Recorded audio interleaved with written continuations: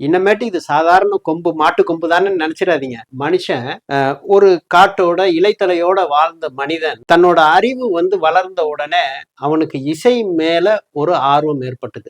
அப்ப பழங்காலத்துல இறந்து போன இந்த காளை மாட்டு கொம்பு இருக்கு பாருங்க, அதுல இசைக்க கத்துக்கிட்டான். அதுல உள்ள கருவிதான் கொக்கரை. ஆக இந்த மாதிரி பழங்குடிகள் ஒவ்வொரு இசைக்கருவிகள், இது காற்று இசைக்கருவியில வருது.